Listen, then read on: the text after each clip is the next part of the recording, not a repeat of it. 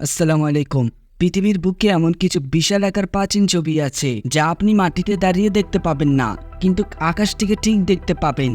তাই আমাদের মনে প্রশ্ন জাগে, তাহলে হাজার বছরের প্রাচীন মানুষেরা কি আকাশে উঠতে পারত? কারণ তা না হলে তো এই রহস্যময় ছবি আঁকার কোনো প্রয়োজন ছিল না, যেটা নিচ থেকে দেখা যায় না। এরকম একটি রহস্যময় ছবি হলো নাজুকা লাইন্স, যা শুধুই আকাশ থেকে দেখা যায়। আর এই ভিডিওতে আমরা জানবো নাজুকা লাইন্স মাটিতে দাঁড়িয়ে দেখা যায় না, তাহলে আকাশ থেকে স্পষ্ট আমার রহস্যময় আঁকিবুকি ছবি কে বানালো। আরো জানবো হাজার হাজার বছর আগে মানুষ কি সত্যিই আকাশ থেকে পৃথিবী দেখার কোনো উপায় জানতো? নাজুকা লাইন্সের নিখুঁতভাবে আঁকা রেখাগুলো কিভাবে শত শত বছর ধরে টিকে আছে, ও কেন মরুভূমিতে এত বড় পানির ছবি খোদাই করা হলো, এবং জানবো যদি এগুলো শুধু আকাশ থেকে দেখা যায় তবে কে ছিল নাজুকা লাইন্সের আসল দর্শক, কারণ এটা তো নিচ থেকে দেখা যায় না। যাই হোক, আশা করি ভিডিওটি আপনাদের ঐতিহাসিক ইতিহাস সম্পর্কে জানতে সাহায্য করবে। বলতে গেলে ভিডিওটি অনেকটাই শিক্ষণীয় হতে যাচ্ছে, না টেনে সম্পূর্ণ দেখতে থাকুন। প্রথমেই আমরা জানবো মানুষ কিভাবে হাজার বছর আগে নাজুকা লাইন্স দেখতো।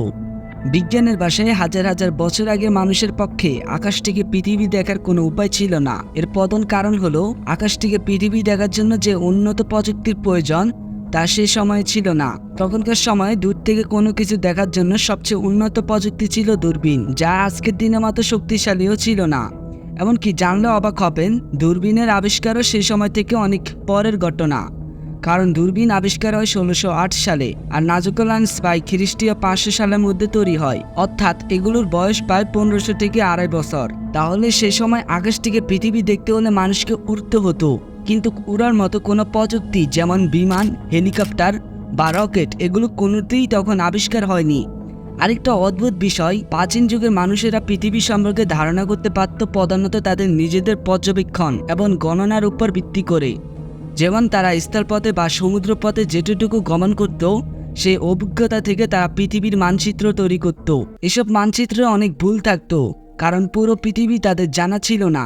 তবে কিছু কিছু প্রাচীন সভ্যতা যেমন মায়া এবং মিশরীয়রা জ্যোতির্বিদ্যায় অনেক দক্ষ ছিল। তারা চাঁদ, সূর্য এবং অন্যান্য গ্রহের গতিবিধি পর্যবেক্ষণ করতে পারত। এর মাধ্যমে তারা সময় গণনা করত, ঋতু পরিবর্তন বুঝত এবং কিছু ধর্মীয় বিশ্বাসও তৈরি করত। কিন্তু এটি আকাশ থেকে পৃথিবী দেখার মতো কোনো বিষয় ছিল না, বরং আকাশকে পর্যবেক্ষণ করার একটি প্রক্রিয়া ছিল। কিন্তু প্রশ্ন রয়েছে, তাহলে তারা এটি তৈরি করেছিল কেন, যেটা দেখা যায় না? যাই হোক, কেউ কেউ বলেন তারা হয়তো বিশাল কোনো উঁচু পাহাড় বা টাওয়ার থেকে দেখেছে। কেউ বলেন হয়তো গরম বাতাসে ভরা বেলুন বা অজানা কোনো উড়ন্ত যন্ত্র ব্যবহার করত, যার প্রমাণ হারিয়ে গেছে সময়ের সাথে সাথে। আরও কিছু তত্ত্ব এবং অদ্ভুত বিষয় তারা বিশ্বাস করে যে এটা ছিল বিন গ্রহীদের জন্য তৈরি এক ধরনের বার্তা, আর আকাশে ছিল একমাত্র দর্শক। আপনার মনে হয়তো একটা প্রশ্ন ঘুরপাক খায়, নাজুকা লাইনগুলো শত শত বছর ধরে টিকে থাকার কারণ কি? কারণগুলো সত্যিই চমকপ্রদ। এই বিশাল চিত্রকর্মগুলো কোনো জাদু বা অলৌকিক কারণে হয়নি, বরং নাজুকা মরুভূমিতে বৈজ্ঞানিক এবং জলবায়ুগত কারণে সুরক্ষিত আছে। যেমন চরম শুকনো জলবায়ু, নাজুকা মরুভূমির আবহাওয়া এই লাইনগুলোর সবচেয়ে বড় রক্ষা কবচ। এটি পৃথিবীর অন্যতম শুকনো অঞ্চল, যেখানে বছরে 20 মিনিটেরও কম সময় বৃষ্টিপাত হয়। এই চরম শুকনোতা লাইনগুলোকে পানির ক্ষয় থেকে বাঁচিয়ে দিয়েছে, কারণ বেশিরভাগ সময় আবহাওয়াজনিত ক্ষয় যেমন মাটির ক্ষয় বা শিলাবৃষ্টির ফলে ঘটে থাকে। কিন্তু নাজুকা অঞ্চলে বৃষ্টিপাত পায় না থাকার কারণে এই ধরনের প্রাকৃতিক ক্ষয় থেকে লাইনগুলো সুরক্ষিত থাকে। এখন আপনি ভাবতে পারেন, বাতাস ও বালির প্রভাব হয় না এখানে? বন্ধুরা, সাধারণত মরুভূমিতে তীব্র বাতাসের কারণে বালির জ্বর হয়, যা অনেক কিছু ডেকে ফেলতে বা ক্ষয় করতে পারে। কিন্তু জানলে অবাক হবে, নাজুকা অঞ্চলে এই ধরনের বালির জ্বর খুব কমই হয়। এর কারণ হলো এখানকার ভূপৃষ্ঠে ছোট ছোট পাথর এবং নুড়ি জমে আছে, যা মাটির উপরিভাগকে শক্ত করে ধরে রাখে। এই পাথরের স্তর বাতাসকে সরাসরি মাটির উপর প্রভাব ফেলতে বাধা দেয়, যার ফলে লাইনগুলো বালির নিচে চাপা পড়ে না বা বাতাসের কারণে ক্ষয়প্রাপ্ত হয় না। আর নাজুকা লাইনের স্থায়িত্বের আরেকটি গুরুত্বপূর্ণ কারণ হলো এখানকার মাটির বিশেষ গঠন। এখানকার মরুভূমির উপরিভাগে মাটি লালচে বাদামি রঙের, যা লোহা এবং ম্যাঙ্গাজিন অক্সাইডের কারণে হয়েছে। নাজুকা সভ্যতার মানুষেরা এই উপরের স্তরটি সরিয়ে দিয়েছিল, এর ফলে নিচের হালকা রঙের মাটি বেরিয়ে এসেছে, যা মূলত চুনা পাথর এবং কাঁকরের মতো খনিজ দিয়ে গঠিত। এই চুনা পাথরের উপস্থিতি লাইনগুলোকে সংরক্ষণের জন্য একটি গুরুত্বপূর্ণ ভূমিকা পালন করে। রাতের দিকে যে সামান্য কুয়াশা বা শিশির জমে তা এই চুনা পাথরের সঙ্গে মিশে যায়। এতে করে মাটির একটি শক্ত এবং প্রতিরক্ষামূলক স্তর তৈরি হয়, যা প্রাকৃতিক উপায়ে লাইনগুলোকে বাধাই করে রাখে।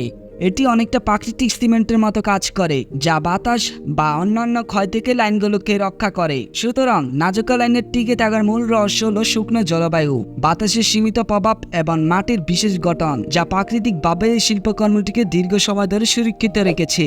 প্রশ্ন হলো, নাজুকা লাইনের এত বড় বড় পানির ছবি খোদাই করার কারণ কি? এটি এখনও একটি রহস্যময় বিষয়, তবে প্রত্নতাত্ত্বিকবিদ ও গবেষকরা বিভিন্ন তাত্ত্বিক ব্যাখ্যা দিয়েছেন।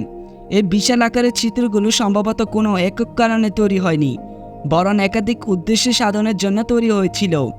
যেমন একটি ধারণা হলো আচার অনুষ্ঠানের উদ্দেশ্য। নাজুকা সভ্যতা ছিল একটি কৃষিভিত্তিক সমাজ এবং তাদের জীবনযাত্রা সম্পূর্ণরূপে প্রকৃতির উপর নির্ভরশীল ছিল। নাজুকা মরুভূমি অত্যন্ত শুকনো হওয়ায় বৃষ্টির জন্য তাদের দেবতাদের কাছে প্রার্থনা করার জন্য এটি অপরিহার্য ছিল।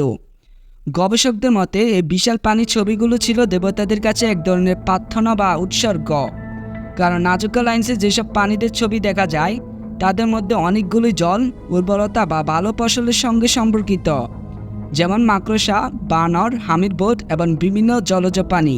এসব পানিকে পায় বৃষ্টি এবং জীবন ধারণের জন্য অপরিহার্য উপাদানের প্রতীক হিসাবে দেখা হয়। নাজুকা জাতি হয়তো বিশ্বাস করত যে বিশাল চিত্রগুলো আঁকলে দেবতারা আকাশ থেকে খুশি হবেন এবং তাদের প্রার্থনা শুনে বৃষ্টি দেবেন। এবং কিছু প্রত্নতাত্ত্বিকবিদ মনে করেন এই রেখাগুলো ছিল এক ধরনের আনুষ্ঠানিক শোভাযাত্রার পথ। নাজুকা সভ্যতার মানুষ হয়তো এই পথ ধরে হেঁটে যেত এবং ধর্মীয় আচার অনুষ্ঠান পালন করত। কিছু রেখার শেষ প্রান্তে মাটির পাত্রের টুকরা এবং অন্যান্য ধর্মীয় সামগ্রী পাওয়া গেছে, যা এই তত্ত্বকে সমর্থন করে।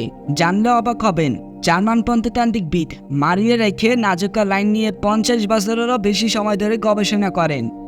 তিনি মনে করতেন এই লাইনগুলো ছিল এক বিশাল জ্যোতির্বিদ্যা বিষয়ক ক্যালেন্ডার বা মান মন্দির।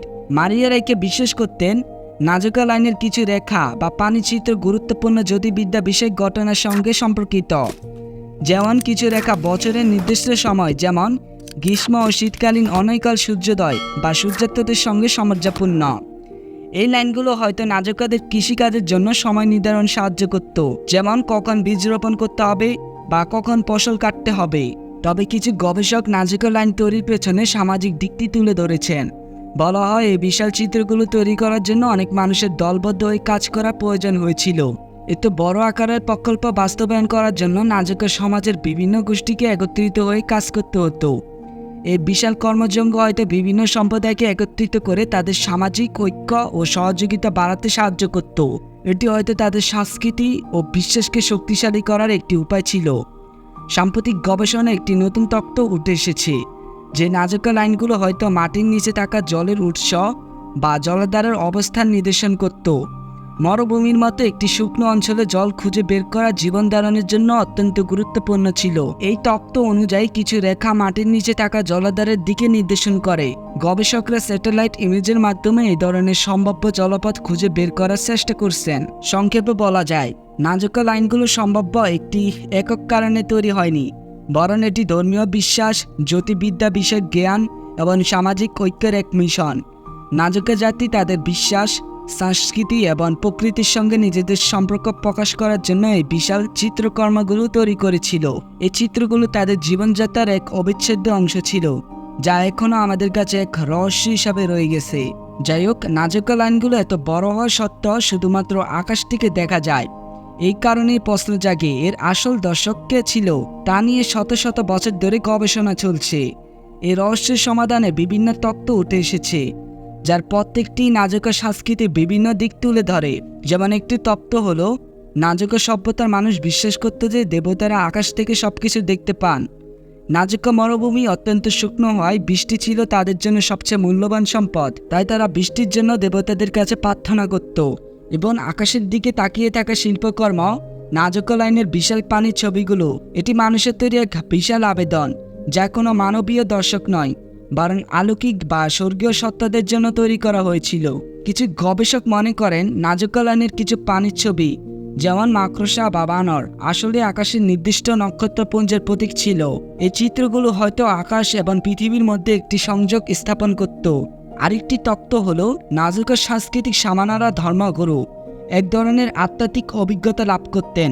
তারা হয়তো বিশ্বাস করত যে এই বিশাল চিত্রগুলো তাদের আধ্যাত্মিক সত্তার সঙ্গে যোগাযোগের স্থাপনে সাহায্য করবে। এই ক্ষেত্রে দর্শক ছিল সেই শামানারা। বা তাদের অনুসারীরা, যারা এক বিশেষ দৃষ্টিভঙ্গি থেকে এই চিত্রগুলোকে উপলব্ধি করত। যাই হোক, নাজকা লাইন্স এক মরুভূমির বুকে জুড়ে আঁকা বিশাল আকার শিল্পকর্ম, যা হাজার বছর ধরে পৃথিবীর বুকের সাথে লুকিয়ে আছে। মাটি থেকে অদৃশ্য কিন্তু আকাশ থেকে স্পষ্ট, এর যেন মানুষের সৃষ্টিশীলতার সীমা ছাড়িয়ে যাওয়া এক রহস্য। কেউ বলেন এগুলো ছিল দেবতাদের উদ্দেশ্য নিবেদন, কেউ বলেন প্রাচীন জ্যোতির্বিদ্যার মানচিত্র, আবার অনেকে বিশ্বাস করেন এটা ভিনগ্রহীদের সাথে যোগাযোগের প্রাচীন এক প্রচেষ্টা। জার্মান প্রত্নতান্ত্রিকবিদ মারিয়া রাইকে সারা জীবন কাটিয়ে দিয়েছেন এই রহস্য উন্মোচনের চেষ্টায়, কিন্তু সব প্রশ্নের উত্তর তিনি পাননি। আজও নাজকা লাইন্স আমাদের মনে করিয়ে দেয়, মানব সভ্যতা অতীতে এমন কিছু অধ্যায় আছে যা আমরা এখনো পড়তে পারিনি।